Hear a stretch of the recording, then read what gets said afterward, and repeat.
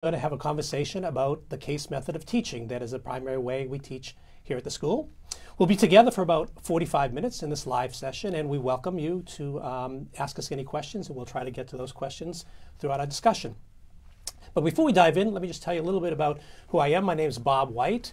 I graduated from here many, many years ago. I had a career in finance, and then did a little bit of presidential politics before joining the faculty full-time about 5 years ago. I teach two courses. I teach one in our first year curriculum called Field Global Immersion, where I go with a group of students to a foreign country where they haven't been before to work on some design thinking process with global clients. And I also teach entrepreneurial finance, which is an elective course in our second year curriculum. With me are three about-to-be graduates. It's going to work out, okay? Second-year students who are going to join us in this discussion, the actually stars of the show. So let me allow you to introduce yourselves. Hi, everyone. I'm Akanksha Justin. I grew up all over the world, but Atlanta, Georgia is home right now, and I was in consulting before coming to HBS. Thank you. Thanks for coming. Hi, everyone. I'm Isabel Keller. I grew up in the suburbs of New York City and then lived in New York City before coming to school here. And before school, I was at LinkedIn. Hi everyone, my name is Ali Evans. I'm from the suburbs of Detroit, Michigan, and before school I was in investing. Great. Okay, so before we dive in to what it's all about, I thought what made sense is for us all to be sure we know we're talking in the same language and describe actually what a case study is. So this is a case study. Typically it is written, but oftentimes now we're doing more in multimedia, in videos, that describes an actual situation. Something that's actually happened where a decision needs to be made. And the protagonist, the key person in the case, again, has to make a decision with some uncertain information. So the case, we put as much information as possible. Sometimes we put in data that's relevant. Sometimes we put in data that's not relevant, and that's part of the potential problem. But hopefully you can sort through the data and then come to a conclusion. And that's something, again, that's documented in each of our cases. The case could be about a large corporation. Could be about a nonprofit, could be about a startup company, right? Could be about a social enterprise. All of which, again, key decisions need to be made, and that's what gets documented in these cases. And again, we're doing more of these by multimedia. I've been involved in several multimedia cases. That's the case method. The students prepare the case, and we'll talk a little bit more about what you all do to that. And we as faculty also prepare for the class. We can talk about that a little later too. But then we get into the classroom. And the classroom discussion revolving around a case is basically 80 minutes for each session. And it's where we have the student become the decision maker. So you, as a student, take the position of the protagonist having to make the decision that's posed in the case. We ask students to be articulate, to articulate the decision and why. And then it's a very dynamic, really interesting interaction where we have students agree, disagree. We have to defend your position. We ask questions to make sure that we get down to probing what was underlying that set of questions. And out of that, hopefully you get to analyze a lot of the issues. Hopefully you learn to communicate effectively. Hopefully you learn to disagree agreeably and join on other people's points, then hopefully build on those. And it's an incredible dynamic that goes on in our classrooms around, again, the case study. And we believe that all of what I just described is the best way to teach leaders, to teach the skills that become great leaders. In almost every class, it's probably 60% of the classes, at least in my course, we also have the protagonist, the person who's in the case come. And it's really interesting because they sit for 70 minutes listening to 90 experts talk about the situation. And then they react to that, right? And they tell us what it was really like, what some of the concerns really were, and it brings to life. So that preparing the case, having these interactions, making points, defending the points, and then having the person that actually was in that bring to life what other things happen, really, I think, are the incredible learning that happens in these. And that's, again, the case and the case method here at HBS. So you knew about the case method before you came, so I want to turn to each of you and just say, was this method and knowing about this method important as you decided whether to come here or not? Anyone wants to pick that up? Maybe I can start. I think the case method was a really big factor in my decision making. I think traditional school lectures, it's a lot of teachers talking at you. And the exciting thing about the case method was to get to learn from not just the teacher, but also all of you guys and my classmates. And so for me, getting to participate in the dynamic environment and really hear from people who had experiences across industries in every country of the world was something that I was really excited about and really was a major draw to come to HBS. Okay, great. And you are right, Ali, because one of the key things is you may have a perspective, but there are other people in the classroom that come from all sorts of different perspectives. And you thought that was important, and you chose. Absolutely. I think, over the course of, we're now finishing our second year. We've probably all done over 500 cases at this point. Could be close to 500 cases, yeah. And I just think That's crazy. it's wild, when you look back on it. But just having the opportunity to then multiply that times the 90 people who have the opportunity to speak, you're almost to 5,000 perspectives that you could potentially hear over 2 years. It's just an incredible opportunity. Great. I totally agree. It was really important to me as well. And I think, so I had worked for 6 years before coming to business school, and something that was a concern and that I really was looking for when I came to visit is sitting in a classroom for 2 years going to feel like such a departure from real life and what I had been doing at work? And I remember I came to visit a class when I was visiting, and we were sitting in this marketing class, and they were trying to decide if they should go with a B2B or a B2C strategy for whatever this product was. And the conversation everyone had felt so similar to like a very similar conversation I was having at work, and it kind of set off this light bulb for me that because of the case method and because of everybody kind of bringing in their experiences and the nature of the conversation, it did feel very relevant and applicable to real world settings, and it eased my concern around feeling like sitting in a classroom for 2 years was going to feel But when you very made the different. decision, you said this is going to be an important part of why I want to come to Harvard Business School. Yeah. Because you have that. You did too, Ali? Yes. Yeah, I guess I have a different perspective on it. I think I was so excited to come to HBS for a lot of different reasons. The case method wasn't really one I considered. I probably should have. I think those are all really great points. And now having gone through 2 years, I think it's one of my favorite parts of HBS. And everyone watching, you guys are a step ahead of me because you're watching this. Right? They're already listening to this. I'm already learning Right. more about the case method. But yeah, for me, it wasn't something I spent too much time thinking about. But it's been one of, if not then one of the biggest highlights of HBS. Okay, great. All right, so we talk about what a case is. We talk a little bit about what the discussion is. So how do you prepare? How do you prepare for a case? Great.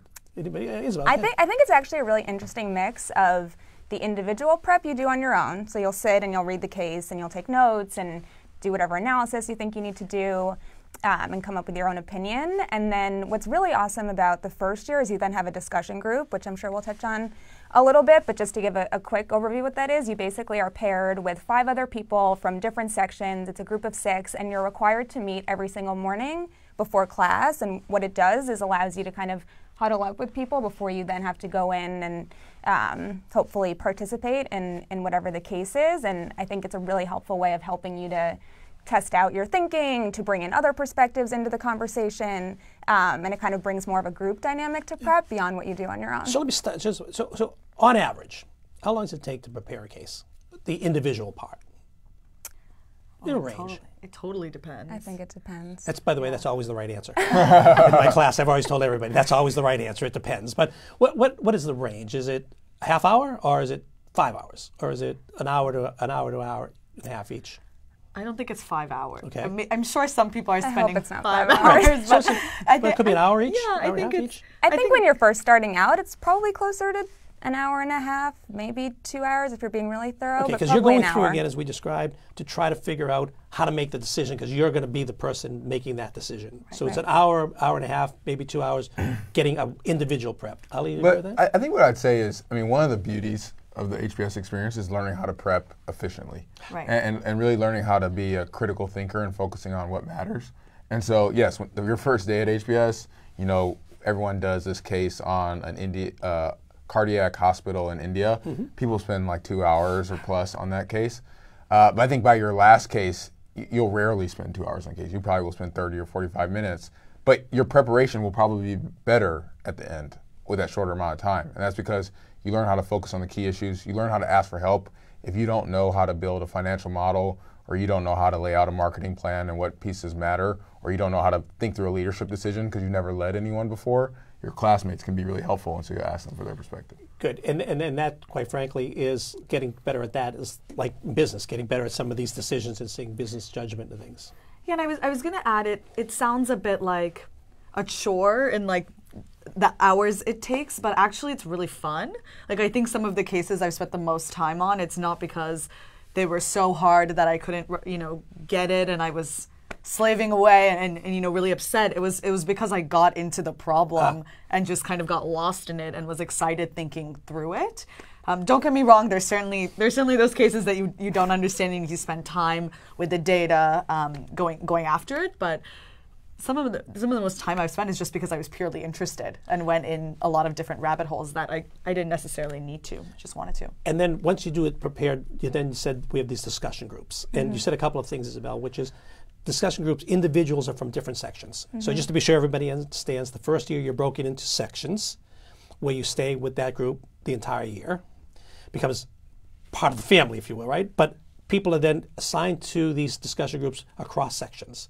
And then you meet. And what goes on in one of those study groups? Ali, is it a chance to try your ideas, learn? What happens? Yeah, I think that I'm curious to hear your feedback, but the magical thing about the discussion group is people have really different backgrounds. And so, for me as someone who was an investor before, I've at most led one other person. And that direct report had the exact same skill set I had. And so we could use the same language. Whereas, there was someone in my discussion group who had led a team in Iraq, and they had 50 people who reported to them. And some of them could barely read, and others of them were from top-tier schools. And I think just having that person give me perspective on how should I think about a leadership problem was incredibly helpful for me. And on the flip side, when that person, didn't know how to build their financial model, I could be helpful to them to learn how to do the income statement. Great, and that's what we're hoping for, right? We put a mix of different backgrounds, but also different skills. So somebody who might be really strong in marketing can help those in that group that are not strong, but hopefully someone in finance. Did that happen? Did you feel that was going on in your group? Yeah, I think it's very humbling in that you find out that there's so much more you can learn, and it's really a supportive environment. Like, I think I was surprised. I came in thinking that I didn't have a background in accounting or finance. Those things can be intimidating if you don't know much about them, and I thought I would be the person who was mooching off the group, like everybody would be helping me and I wouldn't be able to contribute to the group, but instead people were excited to hear about my experiences in other classes that I had more experience in, and people were just really kind with their time. Like, I remember once struggling with this model, and the guy in my discussion group was like, hey, let's meet tomorrow 30 minutes before our regular scheduled time, which means he's getting up earlier just to help me. And I remember commenting in that class and feeling really proud and that I'd cracked that. And I remember telling him, like, I wouldn't have been able to do this without you. Oh, great. And I don't think I would have guessed that people would be so kind and generous with their time. That's great. So we have a question from the audience. One question is, what's the most challenging case you worked on at HBS? Can you think of a challenging case? Okay. There's one kind of flagship Tom case. It's Okay, called when you say Tom, what's Tom? Cranberry Tom being technology and operations management.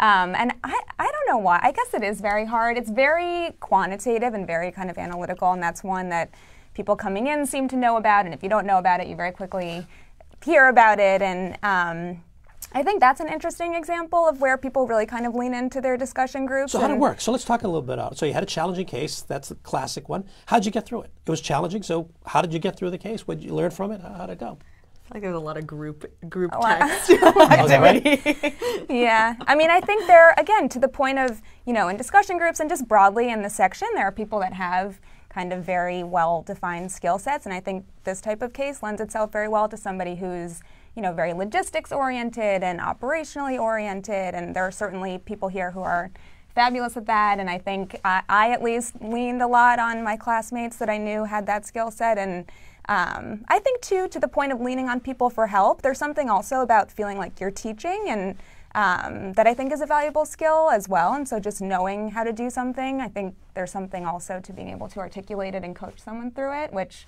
I feel very grateful to the friends I had that were able to coach. But that was definitely one where you leaned on other people. You made it through. We did make it through it. That's the other thing too. As hard as they might be, they're never as bad as you think they're going to be, and you figure it out, and the class goes on. And just to build on that, I think I had this perception when I came in, or even before, that there was a right answer, that you had to kind of get it before you walked in. But if you think about it, you're spending 80 minutes going through the case in class. if nothing in that conversation surprises you, if you know everything before you walk in, you're probably spending too much time on it, right? Like there's a level here of you need to feel like you have an opinion, that you have an idea, that you kind of have given it a good shot and worked together on it. But the point isn't to get it perfect. The point is to have an opinion and change your mind and engage with it in class. Yeah, you just described a whole bunch of stuff, which is, again, having a point of view, which you have, and a reason why you believe that, but then being open-minded. Because as Ali said, we have 90 students, all from around the world, different cultures, different backgrounds, and different perspectives. And to be able to be open-minded that's what we hope to have happen in these classes, that hopefully will maybe not change your mind, but give you a different perspective. It sounds like that's happened even in the challenging ones too. We have another question. What's it like for someone without a business background?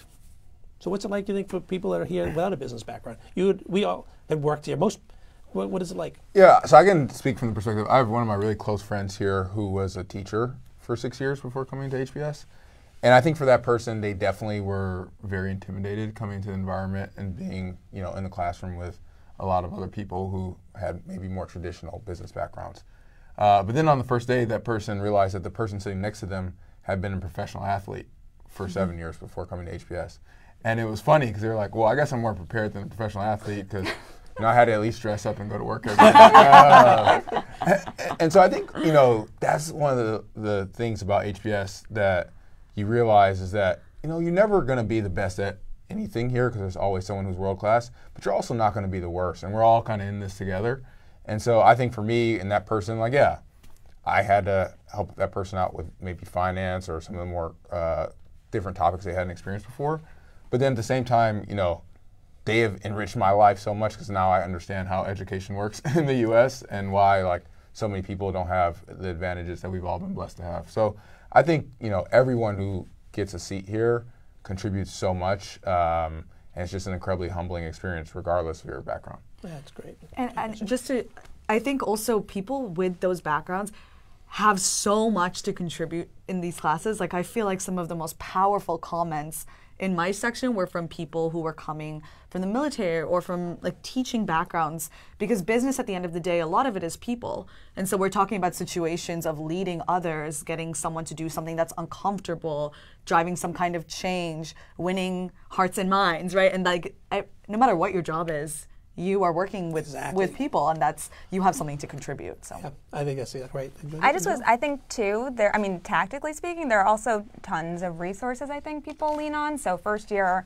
there are tutors, and people definitely take advantage of the tutoring. I think professors are very open and willing to meet with people outside of class to get them up to speed. I think people form study groups outside of their formal discussion groups. So I think there are definitely more kind of tactical ways to also get yourself up to speed if you feel like there are certain areas that you're not as confident already. Yeah, Isabel, I think it's a really important point because we also have an online tool called CORE, which has got 3 modules. One is just business analytics, another is financial modeling, and these are available to everybody to take for free if you're in the MBA here, and they are great for background for people who don't have business or don't have finance, and we do that. And again, they're available. We sell them as a course on the outside, but as an MBA candidate here, an MBA, you have to use those. I took accounting before coming here. Was it helpful? To refresh on it. Did you take super helpful. Yeah, I was not refreshing. I was learning from scratch, and it was extremely, extremely helpful. Yeah. So we have that first to give you core competency in some of these analyticals. And then when you say here, we have, again, those study groups where hopefully we have assigned people which have expertise that can help. We have peer tutoring here also, and there are the graduate program support study groups that are available. So hopefully each of those, and review sessions. In my class, we have at least 1 or 2 review sessions that we tape each time, and most of the professors are available to help too. So a lot of people have that, I'm nervous, I don't have a big, deep background, but I really appreciate your talking about the richness of having that person in the room who can help, again, bring a totally new perspective, and there are lots of things to help support that. One thing I'd add, and it just made me think about this, is asking for help here has actually been the best way for me to meet incredible people. I think, the times that I've asked for help, either prepping for cases or otherwise, people love to help you here, and they want to show you what they've learned and how they've applied their background to whatever the case problem is, or if it's outside of the casework. And I think that's one of the things you should actually be most excited about, is the chance to ask people for help. And I think HBS has helped teach me that was different than my previous experience. That's great. So you've talked a lot about what it's like from your perspective. Let me just give you a little perspective from the faculty perspective in terms of the case of preparing, because we put a lot of thought into each case, where it is in the class, where it is in the curriculum. Why is that case in there? We have certain teaching objectives for every case, and it's in that curriculum at that point in time for a certain reason. You have your discussion groups. We have teaching groups. Before we go into the class, we will have met as a faculty and talked about what the progression we hope to get, as well as what the teaching objectives are. So we are working, doing our individual preparation, as well as doing our group preparation. And then what I hope to do is to be able to, first of all, get in there and create a safe environment. I want it to be safe for everybody to learn. So I want you to be able to say something, even if you don't feel comfortable on that, and hopefully build from that. So I want a safe learning environment. And I tell my students, several of you both in the classes, what I want you to do is face your fear while you're here, right? Because your ability to test your thoughts in front of 90 students who are probably the smartest people in the world that are here, and they're not going to remember what you say. So it's an ability for you to really test your thinking and defend that, which is a blessing. So that's what I try to make sure that it's safe in doing that. And then what I really want to do is ask the right question of the right student at the right time and in the right way, and then kind of get out of the way for the dialogue that happens and add a comment here, add a comment there, and try to direct it onto a plan that gets from the beginning to the end, but incorporates all of the diversity, all of the amazing people that we have in the room, so that we can get someone that's a teacher that can come in. And I know in a case that if you've been, I know all your backgrounds, I know if you've been in finance, there'll be a point in time where I'm going to want you to come into that conversation. So you're on your side preparing, and we're on our side preparing, and this dynamic is the magic. It's this co-shared responsibility to teach each other in there, which I think is so magic about the case method. And, you know, again, I don't do my job well if I have not been able to get all the various perspectives into a conversation at the right point in time. So a lot of this is we're doing this for each other. And I love leaving classes a lot of times saying, I actually hadn't thought about that. That was a really interesting point of view. And that happens often. So I think a case method and the ability to have these discussions uniquely allows that all to happen. Okay, so the one thing we do start typically is with a cold call. Now, some people are a little nervous about the cold calls, right? I always start my class with what I call as a warm call. So I'll go up and I'll say, Isabel, in 3 minutes I'm going to ask you to open the case. Because in real life, you typically have a minute or two to think about it. If you pass on it, that's not a good thing. But you give it a couple of minutes to be able to capture. So can you remember any memories of cold calls or warm calls or any discussions that happen in the class? Anybody have recollections of those? Oh yes. Oh yes. Okay. I got a cold Oh, you got a cold call. Okay. Which is Real when cold. they ask the question and then at the end say, "What do you think, Akanksha?" Ah, okay. So the first time you know it's like to you is the moment when now everyone is looking at you. And it was actually a really funny experience. So I was in my section and it was literally the last day of class, RC year. This was our last case. RC year is the first year. The first year. The literal last case of the first year. And I hadn't been cold called the whole semester. And I got that cold call. And I looked so shocked that the entire section just started clapping for me. Because I guess I wasn't expecting it at all. So it was great. It went fine. I really don't remember what I said, but I remember feeling very supported by 90 people who were on my team and like wanted me to succeed, and it just felt like a shared experience. Great. It sounds really isolating to get a cold call, but you do have camaraderie with the people you're in the room with, and people want you to succeed. So I actually remember the feeling of all of us being in it together. And when you went into the class, were you worried about getting cold called? No. Not just that particular class, every class. I mean, you go in thinking, today could be my day. I think everyone's always a little bit worried about toes. Yeah, you're always on your toes. Okay, but I do think like part of the prep we talked about is, if nothing else, you gotta have a point of view when you walk into class. Like at the bare Well, you need to be minimum. prepared too. You want you to be prepared and ready to go, and a point of view. Right, but I mean, like you can put in all the prep, but that if you don't have a point of view, like you need to be able to say, this is what I think. Here's why. But what doesn't work is, I think this could work, but this could, like, you have to have an idea of what you think is right. And so I always felt like I had we're all opinionated people, right? Like I felt like it was easy to have some kind of point of view. Okay. Yeah. Great. Do you remember any? I was actually, so my roommate and I were both in entrepreneurial finance with you, and I remember we were reflecting this morning on a warm call we got from you that was both of us together role-playing against two other people, which was a really interesting one. And I think, to your point of it feeling kind of isolating, I think on the plus it was nice because we felt like we could kind of tag team it, but it was also kind of an interesting exercise figuring out in those 2 minutes how we were going to tag team it and who was going to cover what and how we were going to break up responsibility and kind of form a cohesive view with kind of our own independent roles. And it ended up being a really kind of different and unique perspective. Well, memorable cold call. Memorable cold call. But yeah, that I thought was kind of a different take on the traditional cold call. Right, because sometimes we come in and say we're going to role play today. Right. And take the position. Interesting. Right. You remember any?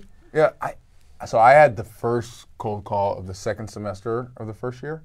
First cold call of the second semester of the first year. Okay. Exactly. Right. So lots of ordinal numbers. But, I think, one, I was not fully prepared. I kind of came to class. We just came off of a long winter break, and, it was an ethics class, and so I'd read the case, but I definitely hadn't written out what I would say in a cold call. But, HBS prepares you for that. How do you respond when you're caught a little bit off guard? And I just remember taking a deep breath and kind of just letting the silence sit there for a second. And then I relied back on some of my work training and just created a framework. I said, I have 3 things to say. I didn't know what the 3 things were, but I had 3 things to say. No, you said I got 3 things to say. Now you're going to think of 3 things to say. And then I started speaking, and I had 3 things to say, and we got through it. And actually, the professor later said that was a great way to open class because those were more or less the 3 themes that she wanted to hit on in the class. And it's not that I definitely didn't get the answer right. I think my opinion was wrong and ended up being changed during the course of the class. But I think that just, for me, the cold call experience here really just taught me that, sometimes you just have to respond even when you don't want to. And I think it was a great opportunity to do that. It's interesting. I said I was a student a long, long time ago. I actually had an opposite experience in my cold call. So I was called one day. It was in production and operations management. We don't have that. It's kind of the TOM course. I remember it was like there was a situation where it was a factory and they had moved some machines around, and there was morale was terrible, and it was things were not going well, and it was partially because of the machines being moved. And I got the cold call, and I remember starting to talk about, well, this machine moved this way and this machine moved that way, and the professor just started coming after me. Right? It's like, well, which machine and which machine, and I got all flustered. I actually passed, and he asked the person right beside me, and the person right beside me said, "You know what, Professor, I don't think it's got anything to do with the machines. The real issue here is that they had not gotten raised for 5 years and they had laid off this person. It was all the cultural things. I had a list of 8 cultural things that I thought were actually the problems, but I didn't have the self. I wasn't secure enough to say it's not about that, right? And so the person right next to me said the answer. They were already on my sheet. That was a transformative moment that can only happen kind of in a case method discussion, because from that moment on, if I've done the work, I feel comfortable of expressing what I've done. But it was literally that moment was transformative, and those are moments we're kind of looking for. And it sounds like you had one, and others throughout this whole process is what is allowed to happen in the case method that actually probably can't happen if you're just doing it out of the books. Okay. And how about in addition to cold calls, any like key discussions where you're like, oh, that's changed my mind, or wow, that's really thought about things, just in the overall conversations that happen in class? Is there any things to remember of any key ones? I feel like I change my mind in every single okay. class discussion. People are incredible here. Like the rigor of thinking, how people communicate, how people push you to think about something in a different way. I think I've changed my mind in cases more, I would say. I think one of the things that really stuck out to me is just when people are very passionate about the case topic. In particular, I was a former college football player, and we had a case on the NFL and football and the ethics of football. And it was interesting because both sides of the argument, very pro football, it's great for kids to play and professionals to play, and the opposite side of the argument, it's not a safe sport and we shouldn't be playing it.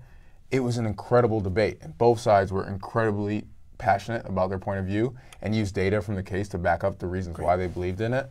And I just think for me it was one of those experiences where I'll never forget it because, you know, it forced me again to become a better listener and say that even though I am so passionate about my point of view and I don't think in a million years I'd change my mind, there's someone who's equally passionate. Right. And they also don't want to change their mind. And so the only way we can have a productive discussion is to listen. Great. Well, you just pointed out something really important. You became, I think, a better listener by this method. What other skills, what other things do you think you've learned through this case method? Because listening, being a really good listener is a very important skill. What other skills came out of this?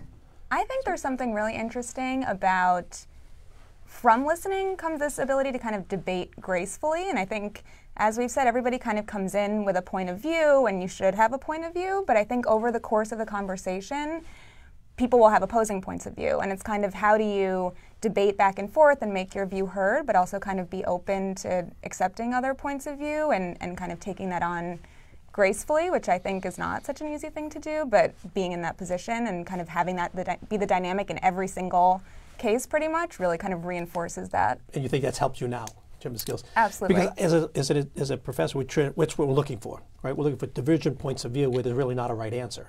And then hopefully getting those points of view to discuss, interact, disagree, as I say, but disagree agreeably and respectfully, and then listen and open up. So I'm glad that's a skill you felt. Any other skills come out of this? I feel like there's just so many. Tell me a couple. Well, one is you talked about feeling more confident. Another is just, I actually think changing your mind is a skill, like being able to be convinced and not hold on to what you, so I agree 100%. Some things like I would definitely never change my mind on, but being able to come in and actually say, hey, that person made an amazing point. I'm actually thinking about this differently now. I'm going to change my mind. And I think the case method's really fun because a lot of professors will do polls and you can see how like the perception in the audience is like shifted over time. And I think that goes with another soft skill, which is convincing. Like you need to present in class. You have like 30 seconds maybe to make a point. You need to be articulate, right, succinct, good, you know, compelling emotionally so someone listens and changes their mind. And that's all so applicable. So important skills. Such important skills. Yeah, and those are ones that can hopefully come every day because that you're doing those interactions. We have another question. How hard is it to get used to the case method if you've been used to the lecture method? How hard was it? Is this something all of a sudden we just throw you in? Or do we give you, do we explain this a little bit to you, or are you just like throw it in and good luck? There's definitely a lot of kind of easing into it. I mean, you do, I'll take that back. You get thrown into it. Okay. Like your first class, first day is a case method and you're expected to get going. Yes.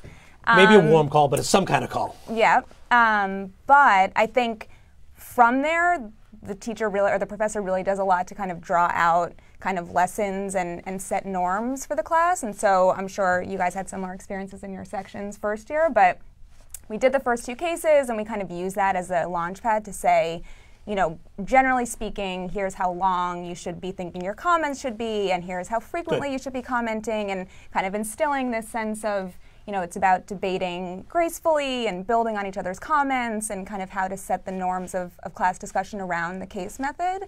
So I think the combination of getting kind of thrown into it with taking the time to reflect on these norms and kind of how you want to have the conversation eases the transition. And that sounds kind of consistent with our method, which is like, go do it, try it. Okay, now let's take a step back the way to learn. So I'm glad to hear most classes would say at the beginning, say, okay, here's some of the norms we want to do. You raise your hand, you agree or disagree, and I'm glad that we start at first and then take a step back and say, this is a process. Ali? And I think the people in your classes are your teammates in doing this. And so one thing we had in my section the first year was a comment buddy.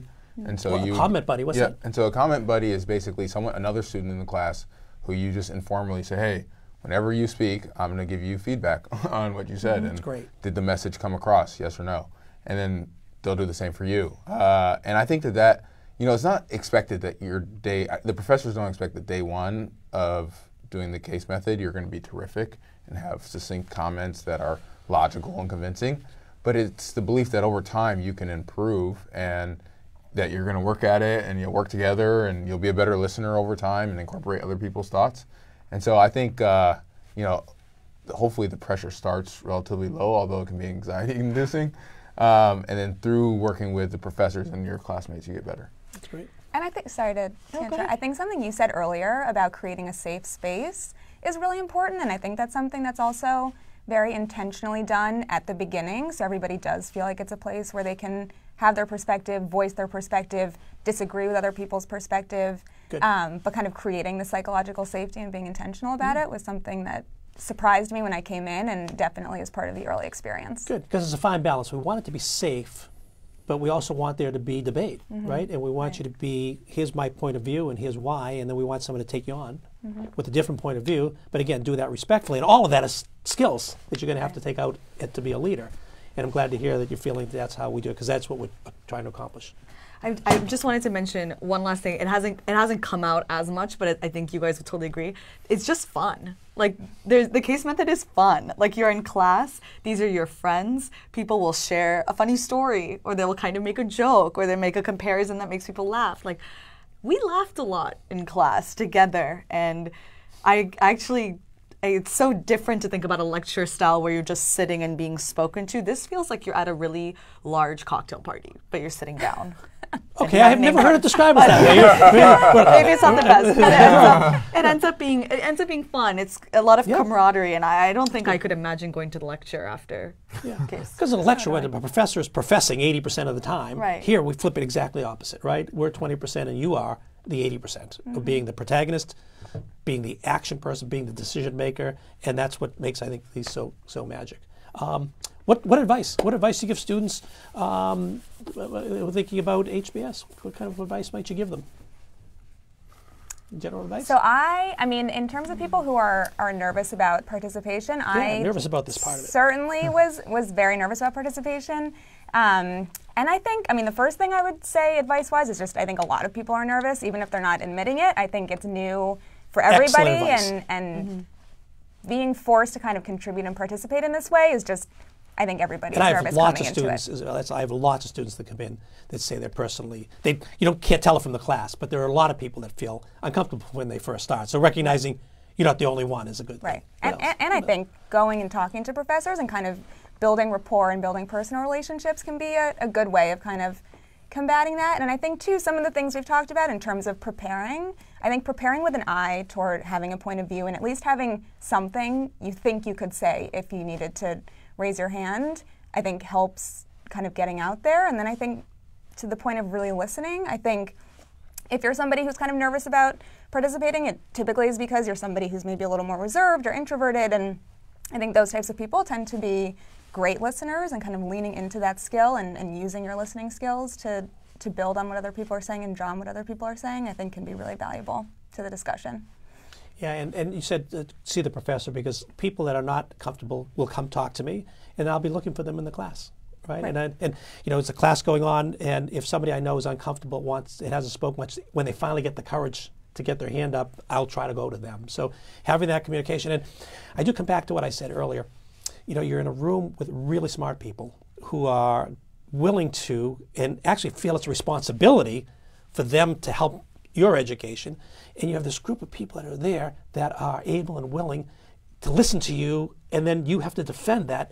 It is an incredibly important skill to have, and they won't remember what you say. So it's really, again, it's this opportunity to be in with this great, enormous number of people who are highly talented, who are supportive of you, to test your thinking. And it's almost kind of a shame if you don't take advantage of that, because it's such a gift, such a unique opportunity to do that. We have another question. We had another question from the audience. Is there an answer? Was there an answer to the cases? Do the cases have answers? Do the cases have answers? Sometimes. But not often. Not as often as you think. I thought most cases would have a right answer. You do often go over what the protagonist did. So there's an answer in that the person you write the case about had to act, right? And so we do talk about what they did, but oftentimes we spend so much time talking about what they could have done that it doesn't feel like what they did is always the right answer. In some other classes, like the cranberry class is an example where you're trying to learn a tangible skill. So in that case, there is like a principle that you are learning, and there's an answer and calculations so that you learn how to do those things. But most cases, I think it's more just how to think about something, and different people might make different answers. Mm-hmm. Yeah, and I'd say I'd agree with all of that. There are going to be some classes where, if you're in my class and we're calculating the number of shares, when you convert into an equity there's the numbers there. So we can have correct answers and talk about that technique. But general, as in business, there's so much nuance, there's so many things. It's like, what and how would you think about it? And what could you do relative to the options is the discussion to have. Is typically not a right answer. Then the protagonist typically did something, and that may have been right or wrong, and how do we learn from that? So there are the technical parts, but typically it's more about thinking about judgment and thinking about the problems and trying to apply frameworks and tools into these various judgments. Yeah, the only thing I'd add to that too is, I almost think of the right answer as, given the discussion you just had for 80 minutes, if you were to put yourself in that person's shoes, what would you do? Yeah. And I think, the consequences of what you would do are almost irrelevant, because life is going to happen, your business life and personal life are going to happen. You can't always control all of the outcomes, but what you can control is, given the information that you have and being able to think critically, the actions and behaviors you take. And I think HBS teaches you how to kind of take in that information and make a decision. Yeah, but and we also try to take it not only just for the business, what's the outside, what's the employee, what's the effect on employees, what's the effect potentially in the society and the environment, community. So we talk about those too, not just the decision in the business, but what ramifications might that decision have in the broader community. And I think those are good discussions, again, good discussions to have. Do we have any general, I know we're tight on time, do we have any general advice for people? That's the advice for people that maybe don't speak. What about advice for people that are watching this, thinking about coming to HBS, thinking about and any advice for them? And also, do you think what you've learned in these processes are going to help you in your career as you move forward? Both two questions for you. And you can break them into separately together. I'll take the latter All right, for good. now. I think Pick one what you want. I think this has been so transformative. The case method is incredible. I'm moving to Johannesburg, so I'll be immersed in a culture that is not all that familiar to me. It's different. The fact that, to Ali's earlier point, you, in a case discussion, listen for 79 minutes. You maybe speak for 1 minute of it. The reminder to listen and watch what's happening around you, to be convinced by other points of views that are different, but then be a protagonist in your life, right? Great. Make that decision at the end of the day. That act of being put as the decision maker 500 or so times in the cases we've done, it gives you confidence, and it gives you self-assuredness that you can make a choice, and I'm going to take that confidence with me. Great. I think some general advice I would have related to the idea of a cold call or other things is to really just kind of put yourself in situations that you feel are kind of outside your comfort zone. So if you're the person who doesn't really like to speak, raise your hand more than maybe feels comfortable. Or if you want to take on a leadership position but you haven't done it before, get involved in a club and really try to seek out ways to push yourself. Because I think, to your point, I mean, it feels scary, but I think in the grand scheme of things, it is a pretty protected, safe environment and a cool opportunity to really kind of try and learn about yourself. And I think doing that, to your point about, putting yourself in the shoes of a protagonist outside of, when we're done here, I think you can carry a lot of that confidence and what you learn from stretching yourself outside to your next opportunity, which I hope to do. Good. Great. My quick 2 cents are, I think, my own advice is come try it out. I visited a class probably 2 or 3 times before I applied to HBS, and that is why I was, I think, excited about the case method. And then just general advice, I think if nothing else, HBS has humbled me beyond belief and just taught me not to take myself too seriously and be a great listener, as Akanksha just mentioned, and put myself outside of my comfort zone. And so I'm very appreciative of that experience. That's great. Well, it sounds like you've had great experiences here. I'm sure there were some challenging ones too, so high moments and low moments. But I hope that you will take these skills that you just talked about. But the case method has such an impact. I was at my 30th or 35th reunion just a little while ago. People are still talking about cases. They're talking about, remember when this and the answer to that. And so they have lasting impacts. And what we hope is that you don't necessarily take away a particular answer, but you take away a concept, you take away a framework, you take away a way of thinking that are tried and true, and you get some pattern recognition, and you build some judgment, and you build some confidence, and you build the ability to communicate, and the ability to defend your position, the ability to question without being threatening. All incredibly important leadership skills that sounds like you're all ready to go implement, and I give you great, because I had all 3 students. They're fabulous. So I want to wish you the best of luck and success as you implement these. Go out there, have fun, and make us all proud, which I'm sure you will. And for those of you who joined us, hopefully this was helpful. Hopefully this gave you an insight on what we do here every day. We have field classes too. So our classrooms are predominantly, almost all done this case method. But we also have lots of classes and things that we go out in the field. One of the ones I described that I taught, lots of independent projects too. But hopefully, if this was interesting to you, come visit. As Ali said, come sit in a class. I have people sitting in my classes all the time. I can't guarantee I won't call you. I can't guarantee that. But come to Harvard Business School anytime, sit in one of the classes, see if this is for you, and hopefully you'll see brought to life some of the dynamics that we've been talking about today. So thank you all for joining us today and spending some time. They're in exams, so they have to go from here and take some exams. And again, thank you all for coming to listen and learn a little bit more about Harvard Business School and the case method. And I hope to see you on campus someday and maybe in one of my classes. So thank you very much. And guys, thank you.